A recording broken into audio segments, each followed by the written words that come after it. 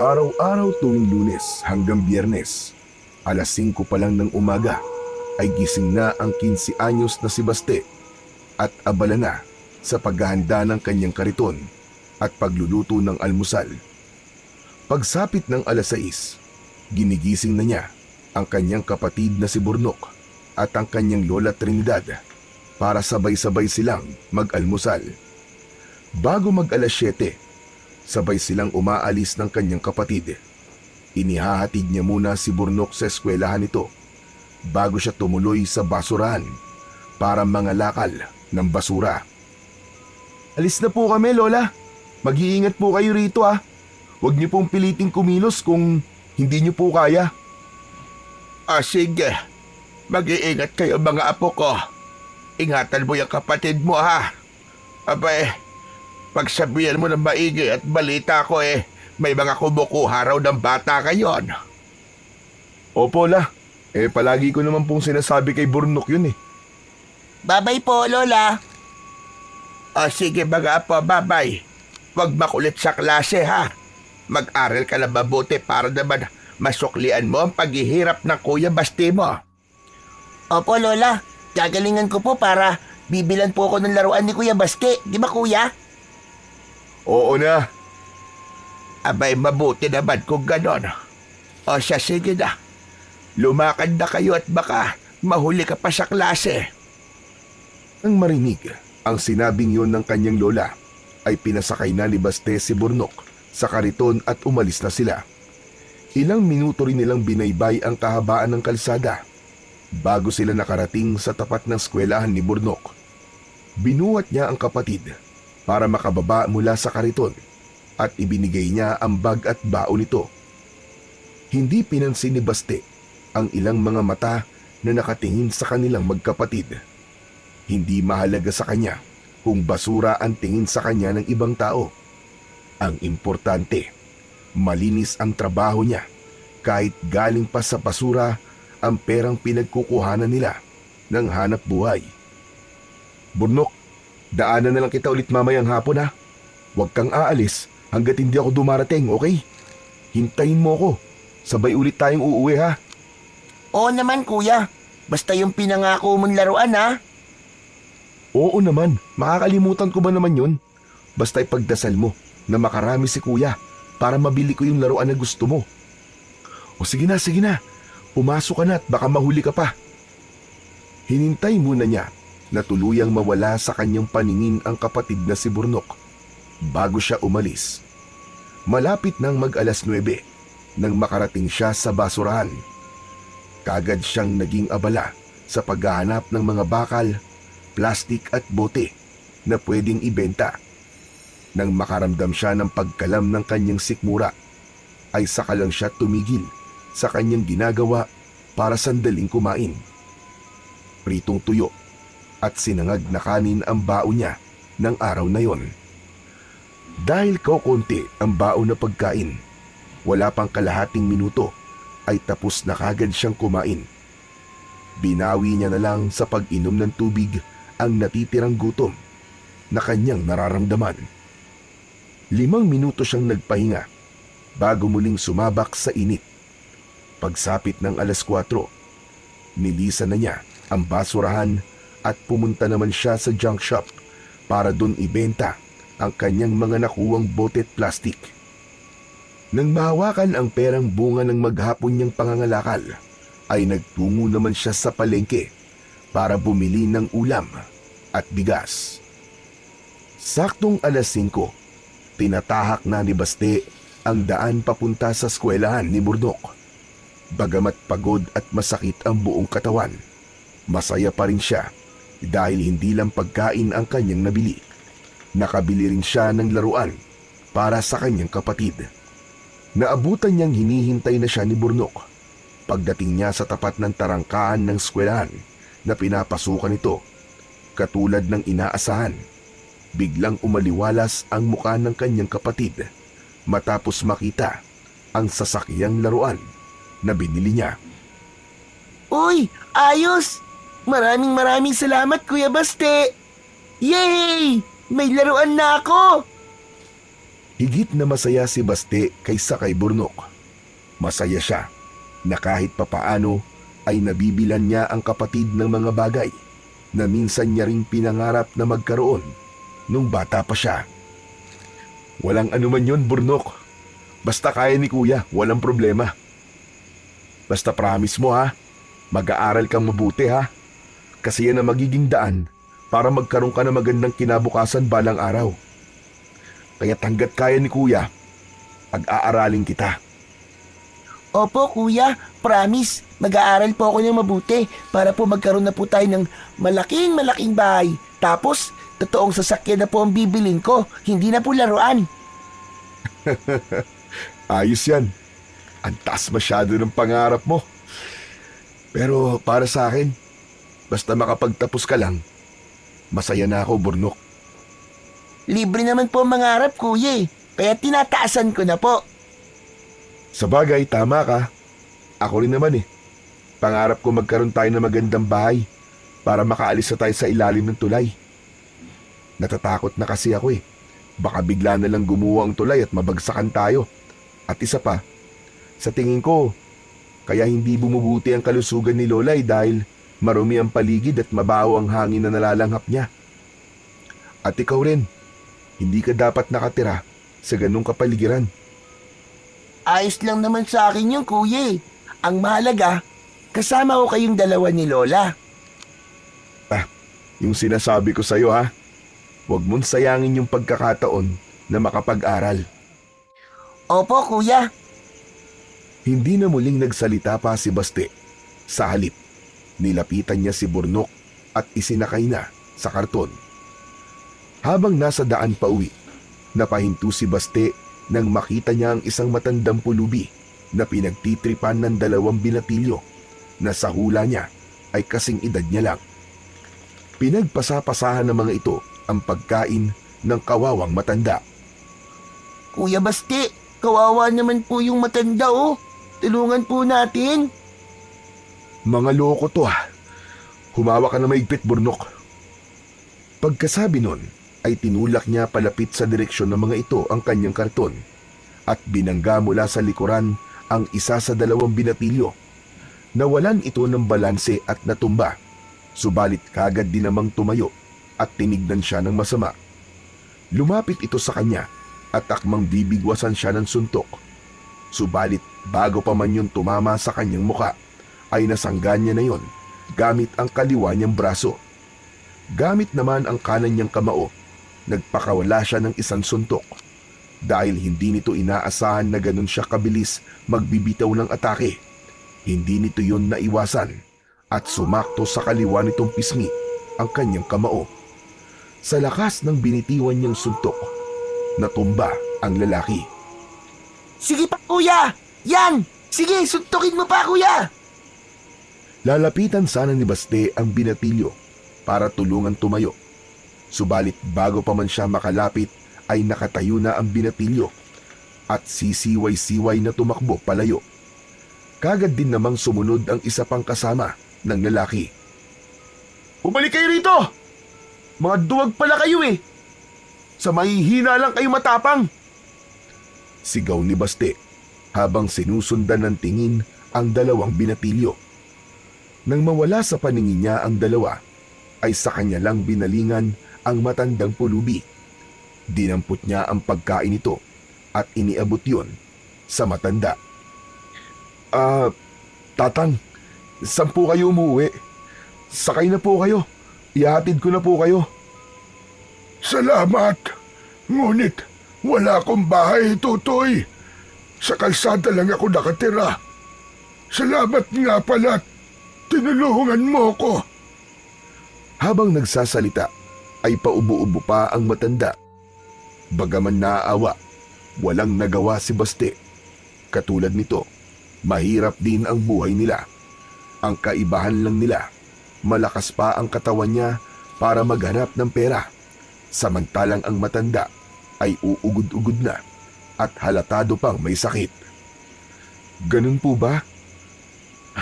Wala po ba kayong kamag-anak na pwedeng tuluyan? O kahit kakilala man lang po? Wala, Apo. Matagal na akong mag-isa sa buhay. Kawawa naman po pala kayo, Lolo. Ang lungkot-lungkot po siguro ng buhay nyo. Malungkot, pero sanay naman na ako. Kayo ba? May mga magulang pa ba kayo? Wala na po kami mga magulang. Lola na lang po ang meron kami.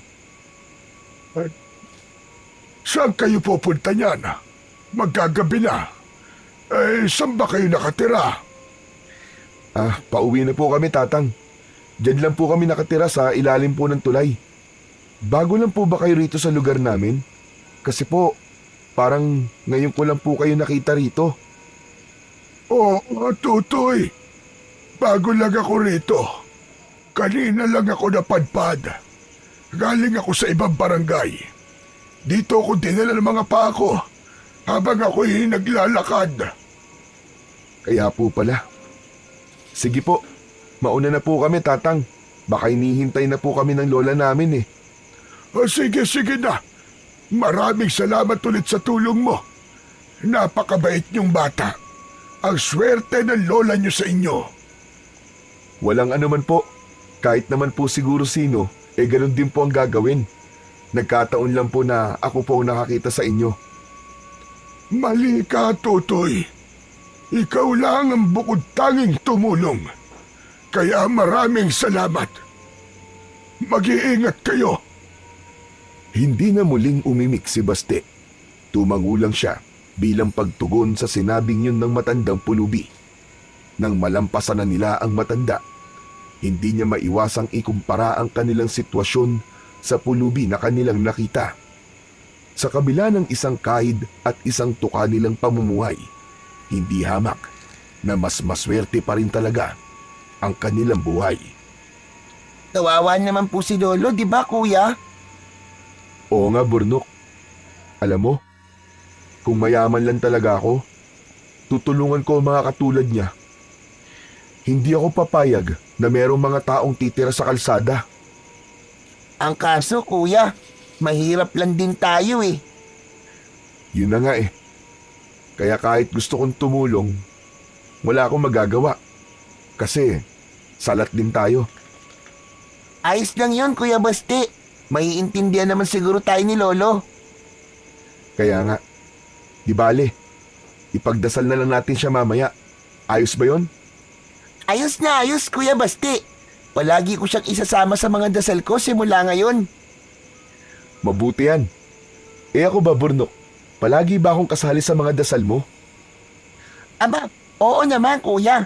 Number 1 kayo palagi ni Lola sa mga dasal ko. Lagi kong ipinagdarasal na sana palagi kang malakas at hindi magkasakit, kuya. Tapos ano? Napakunot ang noo ni Baste. Ano? Ano, Burnok? Bakit naman binitin mo pa? Ipinagdarasal ko po na sana hindi ka magsawa po sa pagbuhay po sa amin ni Lola. Saglit na natigilan si Baste sa kanyang narinig.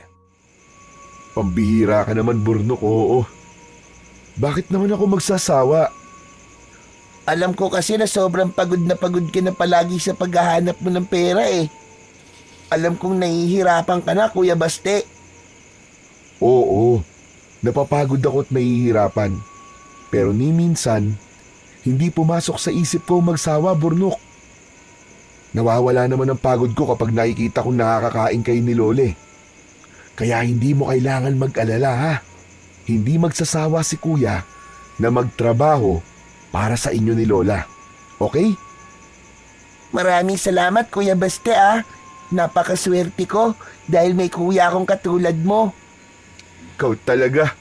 Binubola mo yata ako ha? Hindi kuya. Totoo ang sinasabi ko.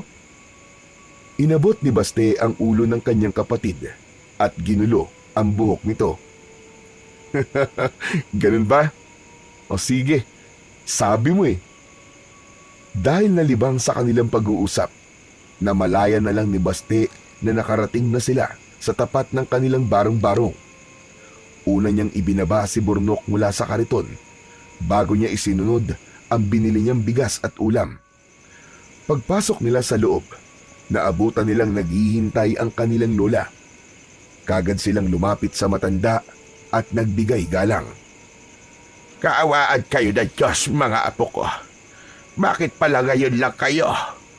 Nag-aalala na ako sa inyo. Lola, pasensya na po kung pinag-alala po kayo namin ha. May nangyari lang po kasi sa daan habang pauwi po kami. Aba, ano ba nangyari? Magsasalita na sana si Baste, subalit naunahan siya ng kanyang kapatid na si Burnok. Kasi po Lola, minadaanan po kami matandang pulubi po na pinagtitripan po ng dalawang lalaki. Tapos po, sinuntok po ni Kuya Busti yung isang lalaki. Ayun, bagsak!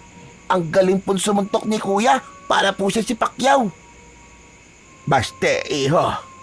Totoo ba sinasabi nito kapatid mo, ha? Nakipag-away ka? Napakamot sa sariling batok si Baste nang tignan siya ng kanyang lola. Kasi po Lola, tinulungan ko lang naman po yung matanda eh. Nakakaawa po kasi. Hindi ka dapat basta nalang pumapasok sa mga ganyan sitwasyon, apo. Paano kung baliktad ang nangyari? At ikaw o kayo ng kapatid mo nasaktan? Sa susunod, apo, kung kaya mong baliwalain ang sitwasyon, abay baliwalain mo na lang. Hindi nakamamatay ang pag-iwas sa gulo. At isa pa, hindi ka isang bayani. Opo Lola, pasensya na po ulit kung nag-alala po kayo sa amin. Natutuwa ako at meron akong apo na handang tumulong sa kapwa. Pero kayo na lang ang meron ako, mga apo. Kapag napahamak ang isa sa inyo, hindi ko alam ang gagawin ko. Naiintindihan ko po Lola. Hindi na po mauulit. Pasensya na po uli. O siya, magpahinga na muna kayo at magluluto ako. Pagkatapos nilang maghapunan, kagad na pumuesto ang kapatid niyang si Burnok sa tabi ng kanyang lola. Kapag ganon, alam niya na kagad kung ano ang susunod na tagpo. Tumalikod siya sa dalawa at nagtalukbong ng kumot. Pwede ba? Hintayin niyo muna akong makatulog bago kayo magkwentuhan. Sawang-sawa na akong marinig ang pangalan ni Lucio. Ang tinutukoy niyang Lucio ay ang lalaking bida sa kwentong alamat na palaging ikinikwento ng kanyang lola kay Burnok tuwing gabi. At dahil nga gabi-gabi niyang naririnig ang naturang alamat, tanda na niya ang buong kwento. Nung una, interesado rin siyang makinig tuwing nagkikwento ang kanyang lola. Ngunit kinalaunan, unti-unti siyang nagsasawa. Bilib na bilib pa nga siya kay Lucio nung bata pa siya. Gusto niyang maging kagaya nito. Pero ngayon, napagtanto niyang imposible ang lahat at maaaring ang kwento ni Lucio ay isa lamang sa mga kwentong alamat na pambata. Ayon kasi sa kanyang lola, isang manunugis ng aswang si Lucio.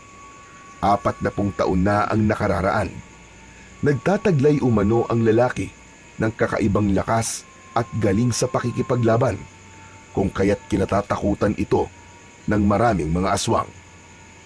Ngunit isang araw, bigla na lang daw itong naglaho na parang bula ayon sa kanyang lola. Simula umano ng mapatay na mga aswang ang kasintahan nito, tila nilisan na rin ng lalaki ang mundo. Ayon pa sa kanyang lola, marahil ay nagpakamatay si Lucio matapos ang nangyari. Kung noon, siya ang palaging sabik na marinig ang kwento ng kanyang lola patungkol kay Lucio. Ngayon, si Burnok na. Ang bilis pala ng panahon. Parang kailan lang ay sanggol pa ang kapatid niya. 8 taon na si Burnok. Ibig sabihin, 8 taon na rin simula nang mawala ang kanilang mga magulang. 7 taon lamang siya at 3 buwan naman ang kanyang kapatid nang mangyari ang bangungot na yon sa kanilang buhay. Bangungot na hanggang ngayon kapag naaalala niya ay naroroon pa rin ang sakit at galit niya sa mga taong nasa likod ng pagkamatay ng kanyang mga magulang. 8 taon na nga ang nakararaan. Nagkaroon ng isang malaking sunog sa loob ng Kapitolyo kung saan naroon ang kanyang mga magulang at iba pang mga magulang. Matapos imbitahan ng kanilang mayor, para sa isang pagtitipon. Ayon sa kanyang lola, ang naturang pagtitipon ay patungkol sa nasa pabahay na ibibigay ng alkalde para sa mga pamilyang may mahihirap na pamumuhay, kung kaya't kagad na nagtungo roon ang kanyang mga magulang.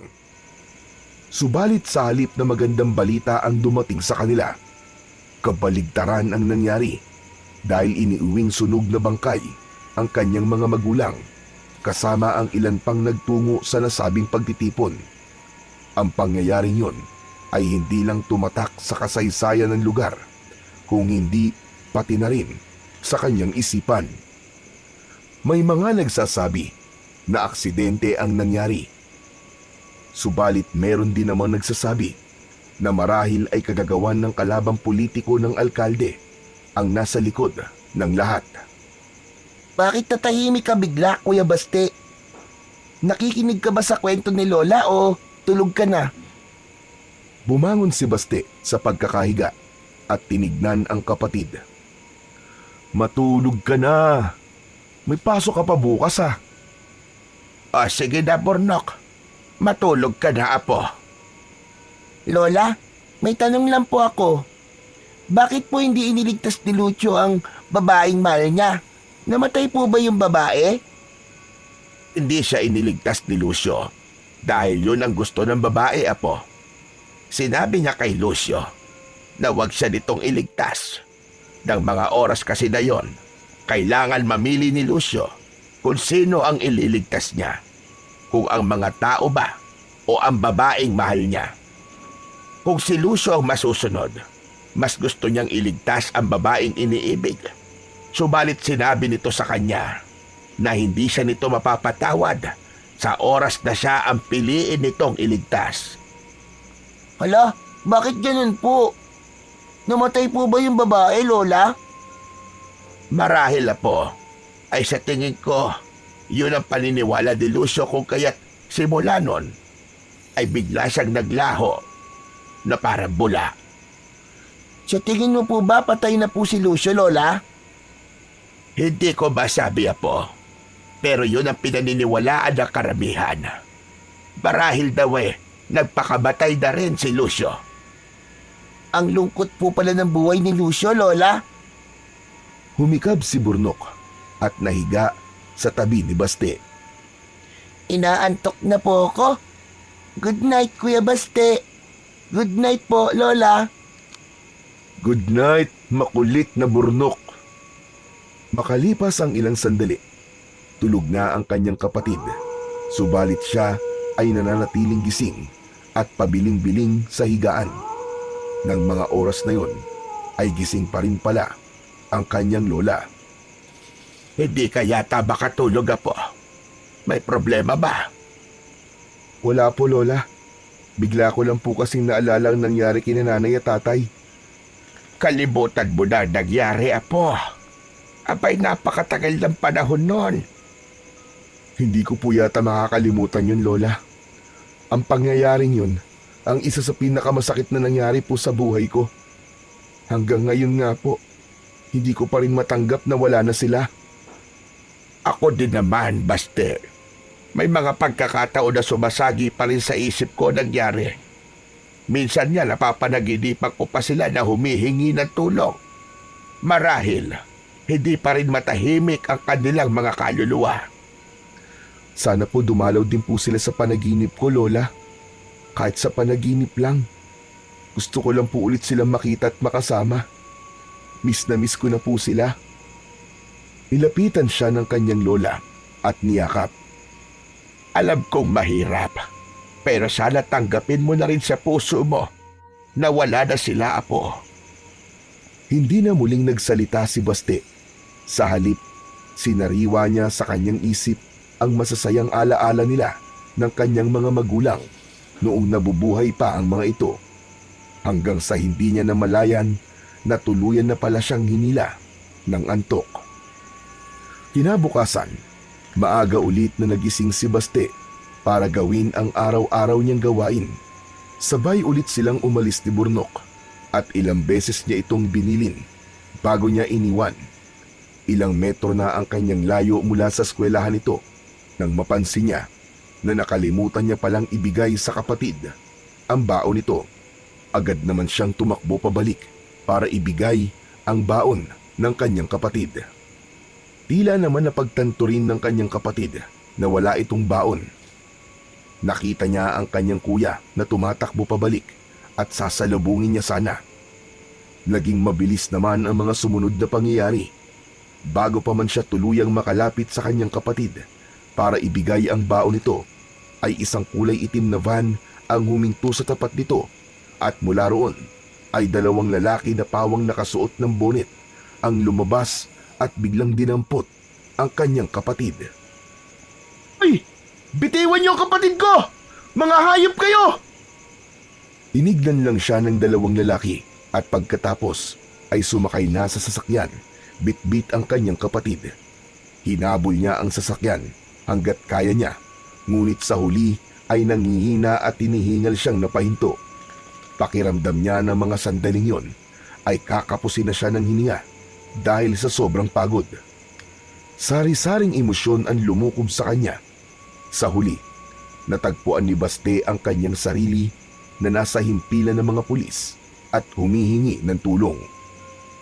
Mga katagang balitaan ka na lang namin kapag may nakalap na kaming impormasyon. Ang bukod tanging naririnig niya mula sa hepe ng kapulisan matapos niyang isalaysay ang nangyari. Parang awa niyo na po. Gawin niyo naman po ang lahat para mahanap po ang kapatid ko. Kulang na lang ay lumuhod na si Baste sa pagmamakaawa. Buong araw siyang nanatili sa loob ng himpilan at sa pananatili niyang yon, hindi lang siya ang nag-iisang nagtungo roon para magreklamo ng parehong pangyayari. Bandang 7:00 na ng gabi nang magdesisyon siyang umuwi. Kung hindi niya lang iniisip na baka nag-aalala na ang kanyang lola, ay hindi pa sana siya uuwi. Habang naglalakad pa uwi, patingin-tingin pa siya sa paligid at nagbabaka sakaling muling maispatan ang sasakyan na dumukot sa kanyang kapatid. Pagdating sa kanilang bahay, kaagad na nagsalubong ang mga kilay ng kanyang lola matapos nitong makita na hindi niya kasama si Burnok. Aba, sandali lang, Baste. Bakit nag-iisa ka lang, apo? Nasaan ang kapatid mo si Burnok? Nasaan ang kapatid mo? Sa halip na sagutin ang tanong ng kanyang lola, ay pinagsusuntok niya ang kanilang dingding. Doon niya ibinuhos ang lahat ng emosyong nararamdaman. Galit siya sa mga taong kumuha sa kapatid niya. Subalit mas galit siya sa sarili niya dahil wala man lang siyang nagawa. Tiyak niyang umiiyak na si Burnok ng mga sandaling yon dahil sa sobrang takot. Sigurado siyang paulit-ulit nitong isinisigaw ang kanyang pangalan. Nilapitan siya ng kanyang lola at inawat matapos makitang nasugatan na ang kanyang kamao. Teka lang, apo, ano ba nangyayari? Bakit ka ba nagkakaganyan? Nasaan ba ang kapatid mo si Burnok? Lola, may kumuha po sa kanya, Lola. Dinukot po siya. Ano ka mo? Dinukot? Paano? Sinong dumukot sa kanya? Hindi ko po namukhaan dahil may takip po sila sa mukha, Lola. At mabilis po naging mga pangyayari. Pasensya na po, wala po akong nagawa. Wala akong kwentang kapatid. Wala akong kwentang kapatid. Hindi ko man lang siya natulungan.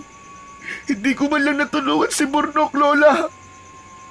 Nanlalambot ang mga tuhod na napaupo ang kanyang lola matapos marinig ang kanyang mga sinabi. Ang apo ko. Ang kawawa kong apo. Humagulgol ng iyak ang kanyang lola matapos bitiwan ang mga katagang yon.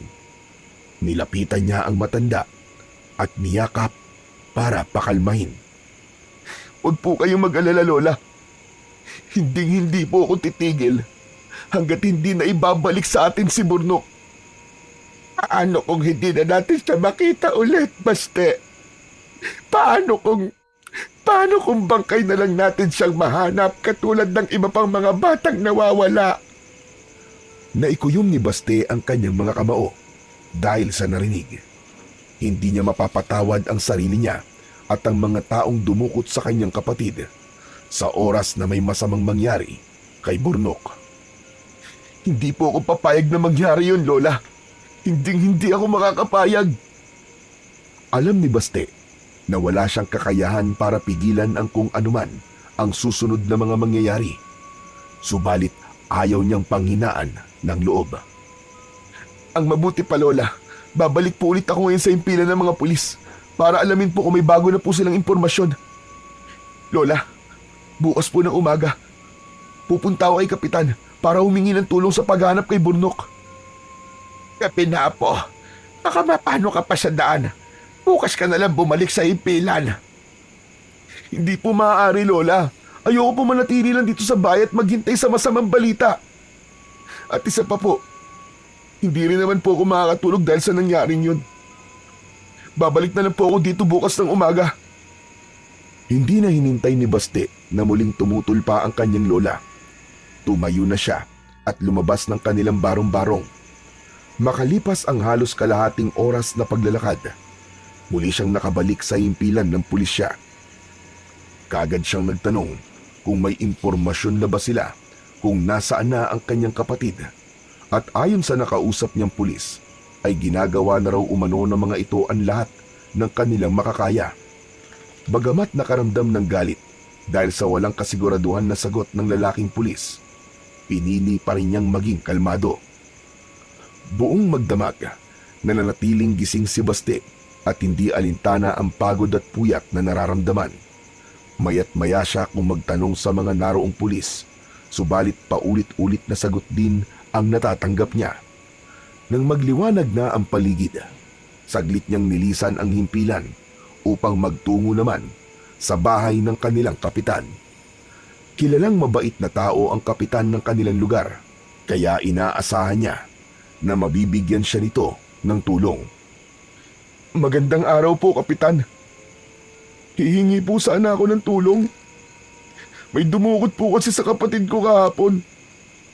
Sana po matulungan niyo po akong hanapin siya. Magandang umaga rin naman sa iyo, iho. Namukhaan mo ba kung sino ang kumuha sa kapatid mo? Hindi kasi ikaw ang unang tao na dumulog dito para humingi ng tulong. Kaya dati pa man ay may mga tao na akong lihim na nag-iimbestiga sa nangyayaring pangingidnap dito sa atin. Kung namumukhaan mo ang itsura ng mga kidnapper, mas madali sana natin silang mahanap. Yun na nga po, Kapitan, hindi ko po mamukhaan eh. Nakasuot po kasi sila ng bonnet kaya hindi ko po nakita ang itsura nila. Ganun ba? Yun din ang sinasabi ng mga nagpupunta rito. Kaya medyo nahihirapan ang mga tauhan ko na makakalap ng mga impormasyon. Pero huwag kang mag-alala. Hindi kami titigil sa paghahanap sa kanila. Maraming salamat po, Kapitan. Aasahan ko po ang tulong nyo. Walang anuman, iho. Obligasyon kong makinig at tumulong sa inyo. Bagamat mabigat pa rin ang loob, kahit papano, ay nakaramdam ng konting ginhawa si Baste. Malaki ang tiwala niyang mahahanap nila ang kanyang kapatid sa tulong ng kanilang butihing kapitan. Bago umuwi, muling bumalik sa himpilan ng mga pulis si Baste. Subalit muli, parehong sagot lang ang natanggap niya. Hindi na siya nakapagtimpi dahil sa pakiwari niya'y hindi naman kumikilos ang mga pulis para magkaroon ng solusyon ang nangyari. Ano ba kayo? Puro na lang kayo, ginagawa namin ang lahat ng aming mga kaya. Pero hanggang ngayon, hindi nyo pa rin mahuli-huli mga salarin. Kung dati pa gumawa na kayo ng paraan para mahuli sila, hindi sana nangyari to. Mga wala kayong kwenta. Yun ang mga katagang binitiwan ni Baste bago siya umalis. Wala siyang pakialam kung magmukha siyang walang kagalang-galang sa batas dahil sa ginawa niya. Ang sinabi niyang yun ay resulta lamang sa ipinakita nilang aksyon. Dahil ayaw niyang umuwi na walang dalang magandang balita sa kanyang lola, kung kaya't kung saan-saang iskinita at kalsada pa sumuot si Baste. Sa kanyang walang direksyon na paglalakad, nakarating siya sa parke kung saan may mangilang-ilang pamilya na namamasyal. At ang ilan naman ay nagpipiknik. Ngayon niya lang nalaman na may malapit na palang parke sa kanilang lugar. Bahay, palengke, basurahan at junk shop lang kasi ang alam niyang puntahan. Kaagad na sumagi sa isip niya si Burnok. Sigurado siyang matutuwa ang kanyang kapatid kung maipapasyal niya ito sa ganong kagandang lugar.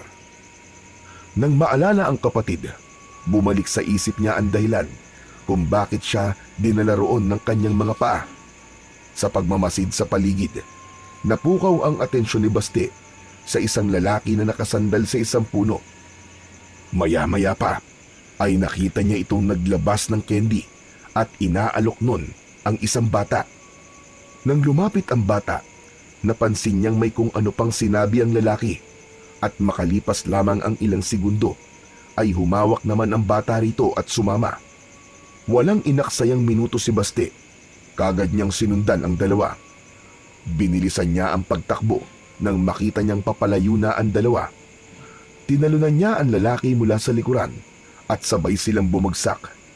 Iniharap niya ito sa kanya at inundayan ang dalawang magkasunod na suntok sa magkabilaan nitong pisngi at pagkatapos ay sinakal. Hayop ka! Nasaan ang kapatid ko? Saan niyo siya dinala? Bago pa man siya makatanggap ng sagot, ay may humintong van sa tapat nila at mula roon ay isang lalaking nakabonit ang lumabas at may hawak na patalim. Uundayan siya nito ng saksak, subalit bago pa man dumantay sa kanya ang patalim na hawak nito, ay may biglang humarang.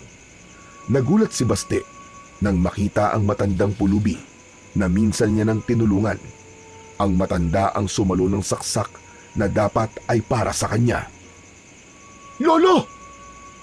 Tumayo si Baste at naging maagap sa pagsalo ng akmang babagsak na ang matanda. Sinamantala naman yon ng mga kidnapper. Kaagad na bumangon ang lalaking sinuntok niya at mabilis na sumakay matapos alalayan ng isa pa nitong kasama. Bagamat nanghihinayang, mas inuna niyang alalayan ang matandang pulubi kaysa habulin pa ang sasakyan. Habang naglalakad sila, ay hawak-hawak niya gamit ang kanan niyang kamay ang nakasampay nitong braso sa balikat niya, habang ang kaliwa naman niyang kamay ay nakayakap sa bewang nito at tinatakpan ang sugat nito sa tagiliran. Malapit na po tayo, Lolo. Konting tiis na lang po. Pagdating sa kanila, kagad siyang sinalubong ng kanyang lola, pero nasa kasama niyang matanda ang tingin nito. Aba, ano nangyari, Apo? Sino tong kasama mo? Mamaya ako na po sasagutin ang tanong niyo, Lola. Gamutin niyo po muna ang sugat niya.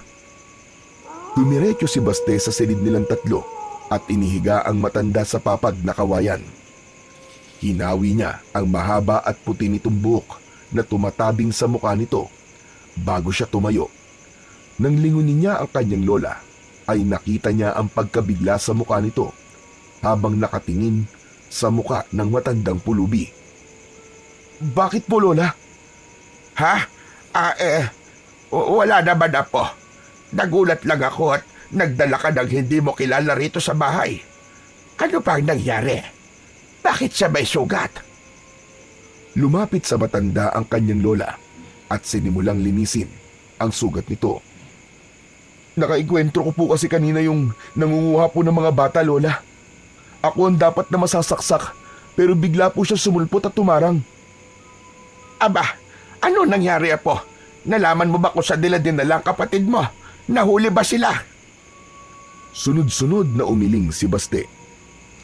Hindi po, Lola eh. Pero wag po kayo mag-alala. Ngayong namumukaan ko na po ang isa sa kanila, madali ko na po silang mahahanap. Sana nga mahuli na sila para makita na rin natin ang kapatid mo. Sobra na talaga ako nag-aalala. Bukas na bukas din po pupunta po ako kay Kapitan para ipaalam po nangyari. Kay Kapitan ko na lang po ipapaubaya ang paghuli sa kanila, Lola. Wala po akong tiwala sa mga pulis. Ikaw ang bahala, Apo. Bakit ka nga pala niya iniligtas? Matagal na ba kayo magkakilala? Ang matandang pulubi ang tinutukoy ng kanyang lola. Hindi po, Lola. Isang beses pa lang po kami nagkita. Natatandaan niyo po ba yung ikinuwento sa inyo ni Burnok na may tinulungan po akong pulubi? Siya po yun, Lola. Baka po gusto niyang bumawi sa akin kaya iniligtas niya po ako. O hindi kaya nakatadhana talaga na pagtagpuin kayo. Hindi ko ito inaasahan. Ang buong akala ko pa naman.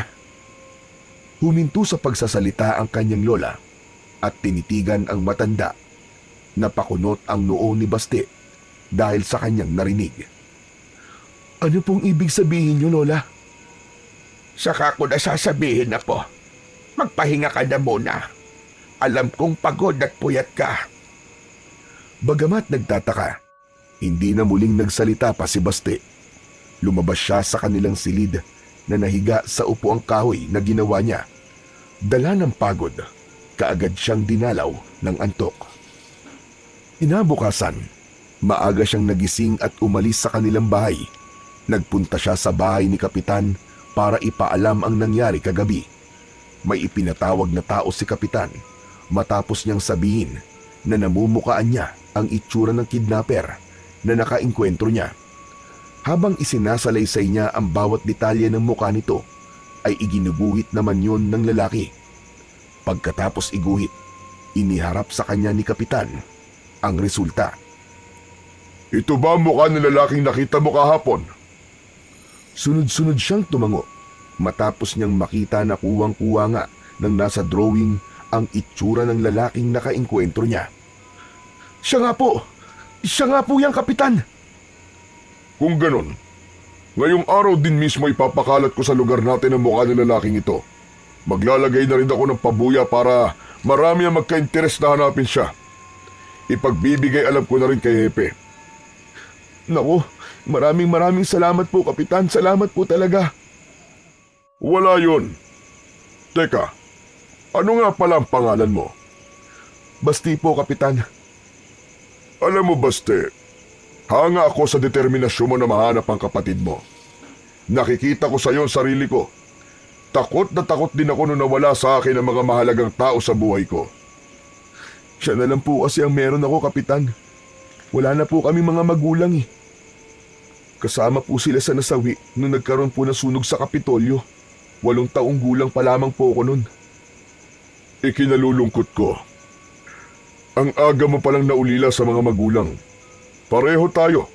7 taon lang ako nang mawala ang mga magulang ko. Kaya naiintindihan ko ang nararamdaman mo ngayon. Huwag kang mag-alala. Hahanapin natin ang kapatid mo. Tatanawin ko pong isang malaking utang na loob ang ginawa mong pagtulong sa akin, Kapitan. Sa inyo ko na po ipapaubaya ang paghahanap sa kapatid ko. Bago nagpaalam, ay ilang beses pang nagpasalamat si Baste sa kagalang-galang na kapitan. Sa pagbabakasakali na muling maispatan sa paligid ang mga kidnapper, minsan pang nag-ikot si Baste sa kung saan-saan. Nakarating siya sa tabing ilog, kung saan madalas may matagpo ang mga bangkay, at biglang bumundol ang kaba sa kanyang dibdib nang makitang may mga nagkakagulo. Mas lalong lumakas ang kabog ng kanyang dibdib nang marinig niya na may bangkay umano ng isang bata na nakitang palutang-lutang sa ilog. Dahan-dahan siyang naglakad palapit sa mga taong nakikiusyoso at nakipagsiksikan.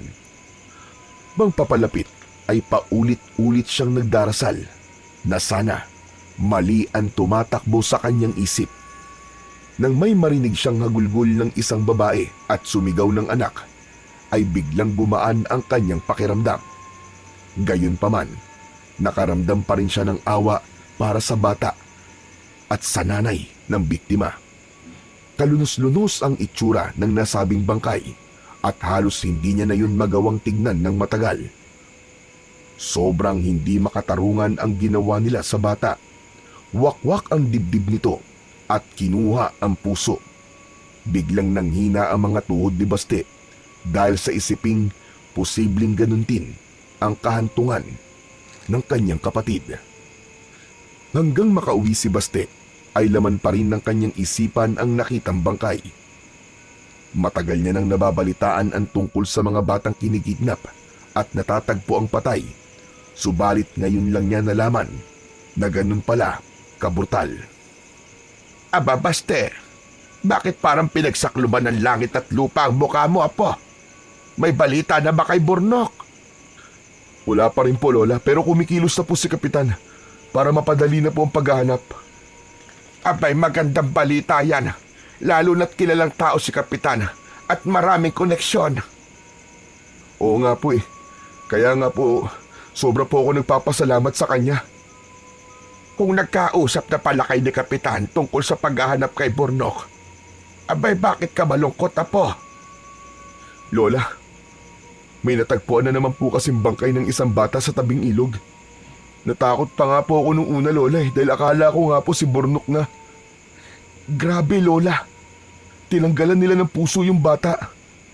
Hindi na po sila naawa. Halang ang kaluluwa ng mga ganong tao, Apo.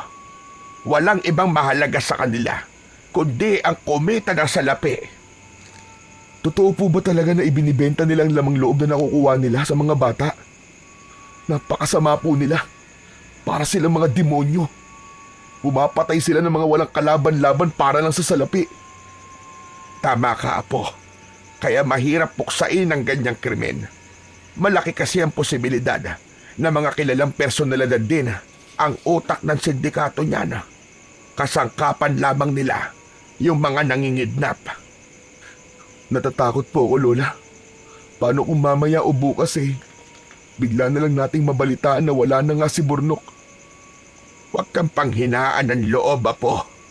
Ngayon ka pa ba mawawalan ng pag-asa kung kailan tinutulungan ka na ni Kapitan? Tama kayo, Lola.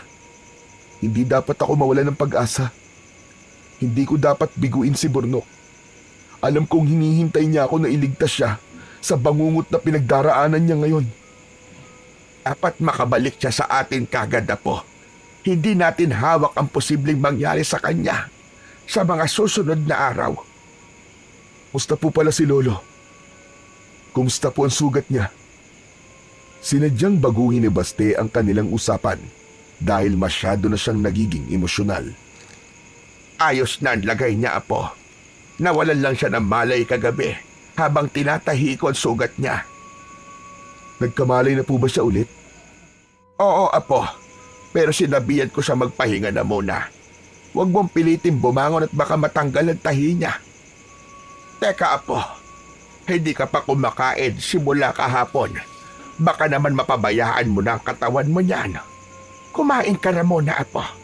Maupo ka at ipaghahain kita. Hindi pa naman po ako gutom, Lola. Iidlip na lang po muna ako. Sigurado ka? Opo. O sige, ikaw ang bahala. Kumain ka mamaya kapag nagutom ka, ha? Tumango lang si Baste at nahiga na sa upuan. Dahil marahil sa pagod, kagad siyang nakatulog. Bandang 10:00 ng gabi, nagising si Baste. Nakarinig siya ng kaluskos mula sa labas. Lalapit sana siya sa pinto para silipin kung ano ang ingay na yon. Subalit nagulat siya dahil bigla yung bumukas. Mistulang ipinako sa kanyang kinatatayuan si Baste nang makita ang kakilakilabot na nilalang na nakatayo sa labas ng pinto. Humakbang ito papasok at akmang susuguri na sana siya. Subalit bigla rin itong natigilan matapos makitang lumabas sa kanilang silid ang kanyang lola at ang matandang pulubi. Napuno siya ng pagtataka nang makita niyang tila nahihintakutan itong tumakbo palabas at naglaho sa dilim. Nakita niyo ba yun, Lola? Nakita niyo? Aswang yun, hindi ba? Bakit parang bigla siyang natakot sa inyo? Aswang nga yun, Apo. Hindi ko alam na may aswang din pala sa lugar na ito. Muntik ka na ron, Apo. Oo nga po, Lola. Mabuti na lang po at lumabas kayo. Parang natakot po bigla sa inyo eh. Hindi sa akin, Apo. Dito kay Ambo siya natakot. Patunay lamang yon. Nakilala pa rin nila kung sino ang dapat nilang katakutan. Nagtaka si Baste sa kanyang narinig. Ano po, Lola? Ano pong ibig niyo sabihin? Sasagutin ko ang tanong mo na yan sa isang kondisyon. Ano pong kondisyon? Sa halip na sagutin ang tanong niya, ay kumuha ng plato ang kanyang lola at nilagyan yon ng pagkain at pagkatapos ay sinenyasan siyang maupo. Ikikwento ko sa iyo ang lahat habang kumakain ka, Apo. Hindi makapaniwala si Baste sa kanyang mga nalaman matapos marinig ang mga isiniwalat ng kanyang lola. Hindi na niya nagawa pang tapusin ang kinakain niya at nakinig na lang siya rito. Ayon sa kanyang lola, ang matandang pulubi na minsan niyang tinulungan ay walang iba kung hindi si Lucio, ang lalaking manunugis ng aswang sa kwentong alamat na palaging ikinikwento ng kanyang lola sa kanila ni Burnok. Hindi ito nagpakamatay o namatay. Ayon dito, pinili nitong talikuran ang pagiging manunugis matapos itong mabigo na iligtas ang babaeng iniibig na walang iba kung hindi ang kanyang lola. Ang buong akala pala nito ay namatay nung gabi rin na yon ang lola niya, kaya masyado itong nalungkot at sinisi ang sarili sa nangyari. Paano ka nakaligtas nung gabing yun, lola? Binigyan nila ako ng pagkakataon na tumakbo, kaya sinunggaban ko kagad ng pagkakataon na yon. Kahit alam kong malabo kung makatakas dahil lubha silang mabibilis. Nakarating ako sa tapat ng isang malalim na bangin at doon ako nakakita ng konting pag-asa dahil naririnig ko na tubig ang nasa ibaba.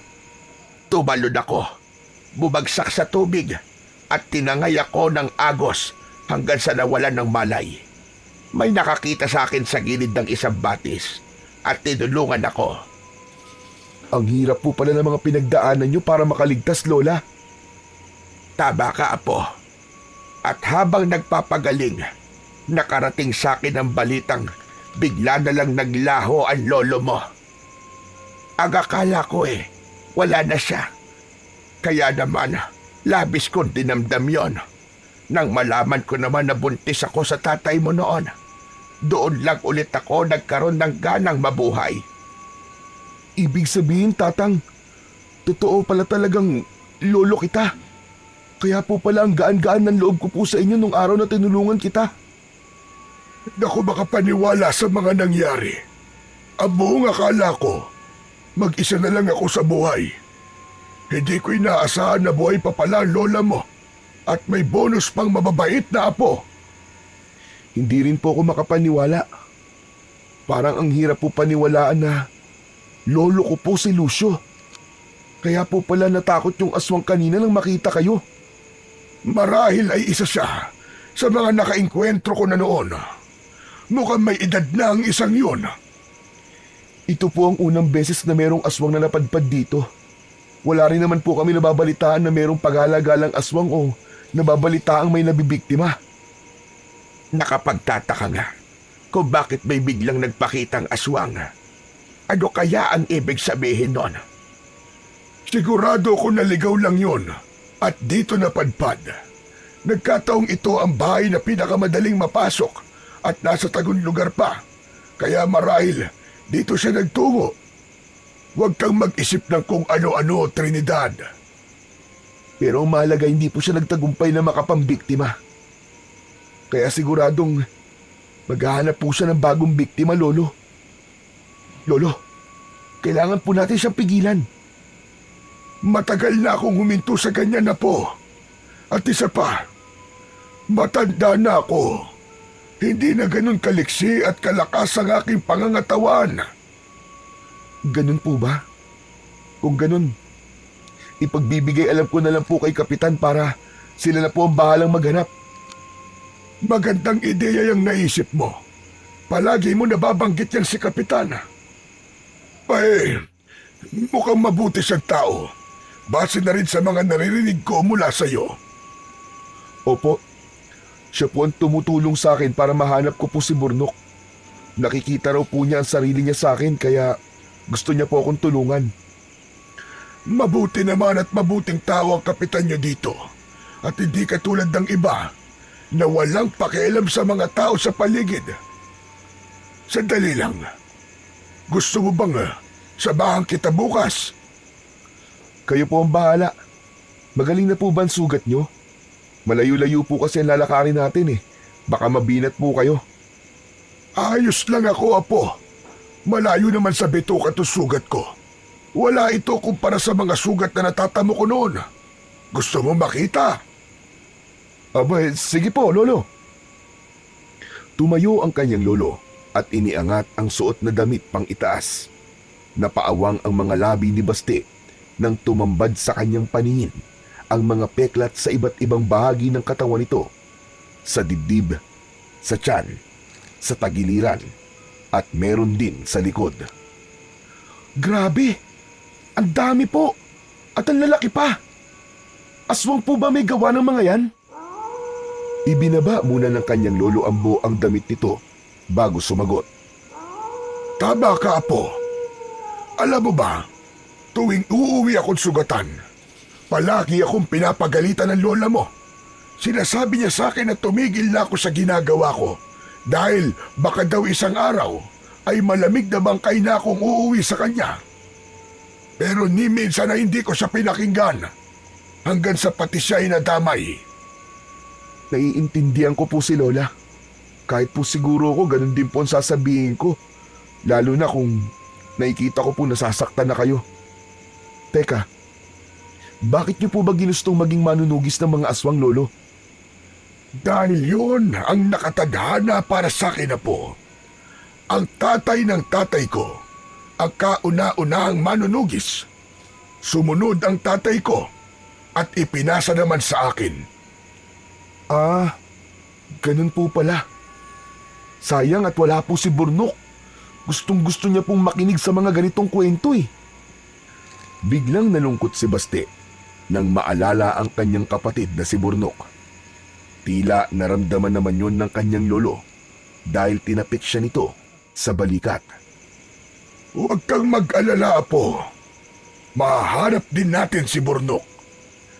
Hindi na muling nagsalita si Baste. Tinignan niya lang ang kanyang lolo at tumango. Ilang saglit na namayani ang katahimikan sa pagitan nila bago yun binasag ng kanyang lola. Inumaga na kayo sa pagkwekwentuhan. Teka, ipagtitimpla ko kayo ng kape. Iniwanan sila ng kanyang lola at pagbalik nito ay may bitbit ng 2 tasang kapeng barako. Inubos lang nila yon bago sila nagpaalam. Sa daan, habang naglalakad, ay patuloy pa rin sila sa pagkwekwentuhan. Tumigil lamang sila nang makarating sila sa kanilang destinasyon. Sinalubong sila ng matandang kanang kamay ni Kapitan at sinabi nitong nagtungo sa tabing ilog ang amo nito dahil may nakapagsabi umano na may bangkay na naman na natagpuan doon. Bigla na namang bumundol ang kaba sa dibdib ni Baste. Matapos marinig ang sinabi ng lalaki, kagad niyang niyaya ang kanyang lolo Ambo na magtungo roon. Pagdating nila sa tabing ilog, nadatnan nila ang ilang taong nagkakagulo. Nakipagsiksikan silang dalawa hanggang sa makarating sila sa pinakaunahan. Natulala si Baste nang tumambad sa kanyang paningin ang naturang bangkay. Bumalik lamang siya sa kanyang wisyo nang may tumapik sa kanyang balikat. Paglingon niya, nakita niya si Kapitan. Nakakalungkot na balita ito. Siya na nga lang ang bukod tanging paraan para mahanap natin ang kapatid mo. Nawala pa. Ang naturang bangkay ay walang iba kung hindi ang lalaking kidnapper na nakainkwentro niya. Katulad ng mga naunang bangkay na natatagpuan sa lugar na yon, wakwak din ang dibdib ng lalaki at kinuha ang puso. Ibig po bang sabihin ito? Malabo ko na pong mahanap si Burnok? Sandali lang, Apo. Huwag ka naman kagad panghinaan ng loob. Aba, may kasama ka pala ngayon, Baste. Sa lolo niya nakatingin si Kapitan. Ah, opo. Si Lolo Ambo nga po pala, Kapitan. Lolo, siya po si Kapitan. Siya ang tumutulong sa akin sa paghahanap kay Burnok. Magandang araw po sa inyo, Kapitan. Palagi kang nababanggit nitong apo ko. Magandang araw din po sa inyo, Lolo Ambo. Hindi alam ni Baste kung namamalikmata lang siya dahil nakita niyang tumiim ang mga bagang ni Kapitan habang nakatingin sa kanyang lolo. Sumabay sila kay Kapitan pabalik sa bahay nito at doon nila pinag-usapan ang nangyari sa lalaki. Ilang minuto rin silang nanatili roon bago nagpaalam. Inabawi ko na ang sinabi ko sa iyo, Apo. Hindi pala mabuting tao yang si Kapitan. Mag-iingat ka sa kanya, Apo. Huminto sa paglalakad si Baste at nagtatakang tumingin sa kanyang lolo. Ano po? Teka, ano pong ibig niyo sabihin, Lo? Isa siyang aswang. Silang dalawa ng lalaking unang humarap sa atin nang dumating tayo sa bahay niya. At sa tingin ko, yung aswang na sumugod kagabi ay walang iba kung hindi yung matandang lalaki na yon. Nabigla si Baste sa kanyang narinig at ilang saglit na natulala bago muling nakapagsalita. Teka, Lolo. Ang hirap po atang paniwalaan ang mga sinasabi niyo. Aba, mabuting tao po si Kapitan. Kaya malabo po yung sinasabi niyo. Hindi po siya aswang, Lolo. Hindi ako pwedeng magkamali, Baste. Ang mabuti pa po, bilisan na po natin. Mukhang uulan eh. Baka maabutan po tayo. Saktong pagdating nila sa bahay, ay saka naman bumuhos ang malakas na ulan at may kasama pang kulog at kidlat. Dahil doon, naalala na naman niya si Burnok. Takot ang kapatid niya sa kidlat. Palagi itong nagtatago sa likod niya tuwing kumikidlat. Kung minsan pa nga, ay umiiyak pa. Saan ka pupunta, Apo? Abay, ang lakas ng ulan. Tanong sa kanya ng kanyang lola nang makita siya nitong tumayo at lumapit sa pintuan. Hahanapin ko po si Burnok, Lola. Yun lang ang naging tugon niya at lumabas na siya. Sinugod niya ang malakas na ulan at hindi alintana ang kidlat. Narinig niyang ilang beses siyang tinawag ng kanyang lola, subalit hindi siya nag-abalang lumingon. Una siyang nagtungo sa himpilan ng mga pulis. Nagbabaka sakaling may magandang balita siyang marinig. Subalit ganun pa rin ang naging tugon sa kanya ng hepe. Sunod siyang nagpunta sa parke, sa palengke at kung saan-saan pa. Sa huli, natagpuan ni Baste ang kanyang sarili sa tapat ng bahay ni Kapitan. Oh, Baste! Aba, napasugod ka, gabi na. Halika, pasok. Bakit ka nagpapaulan? Pasensya na po, Kapitan, kung nandito po ulit ako.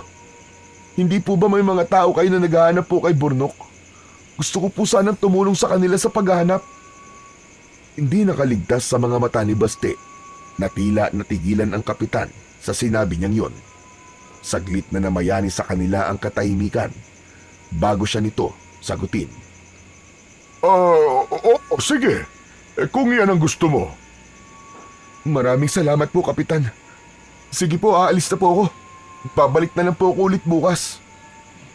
Malakas pa rin ang ulan at gabi na. Dito ka na lang magpalipas ng buong magdamag. Hindi na po, Kapitan. Baka po kasi nag-aalala po ang lola ko sa akin eh. O sige, ikaw ang bahala. Mag-iingat ka na lamang sa pag-uwi mo. Tangulang ang naging sagot ni Baste at pagkatapos ay tinungo na niya ang pintuan. Pagbukas niya ng pintuan, laking gulat ni Baste nang makitang may aswang na nakatayo roon. Pamilyar sa kanya ang naturang aswang. Ito yung nagtangkang umatake sa kanya. Paglingon niya kay Kapitan Romulo, nakita niyang nakangisi ang lalaki. Teka, anong ibig sabihin nito, Kapitan? Alam mo, Baste, totoo yung sinabi ko sa'yo nung una. Nabilib ako sa determinasyon na meron ka. Pero habang tumatagal, pinapainit mo na ang ulo ko. Dahil sa'yo, nahihirapan na kami makakuha ng mga bata dahil palagi na lang may nag-iikot na mga pulis. Natigilan si Baste sa kanyang narinig. Anong ibig mo sabihin, Kapitan? Humalakak muna si Kapitan bago sinagot ang tanong niya. Ang hina mo naman. Hindi pa ba malinaw sa'yo sinabi ko? Ang ibig ko't sabihin, ako ang nagpapakidnap ng mga bata dito sa lugar natin. Walang iya ka! Walang iya ka, Kapitan! Demonyo ka! Nasaan ang kapatid ko? Ilabas mo si Burnok!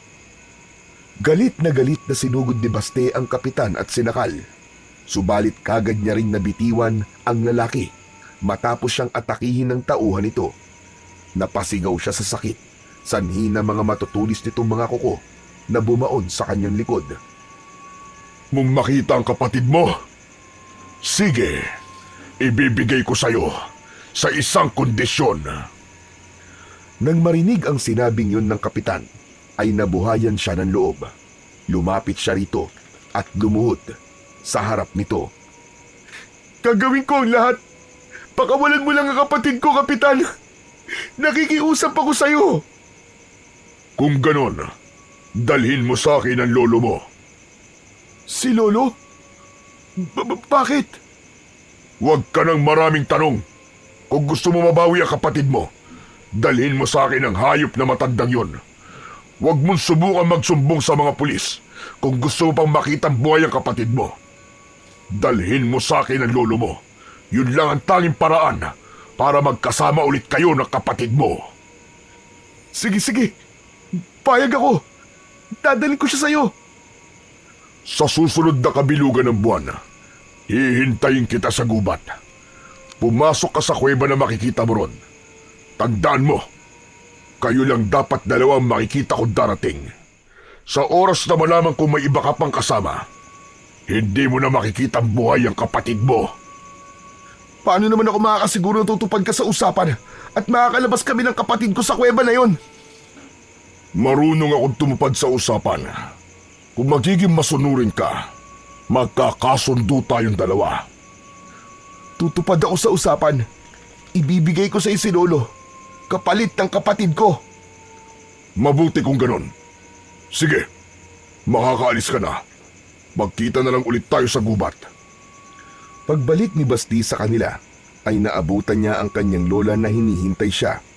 Sa duguan niyang likod kagad tumuon ang atensyon ng matanda.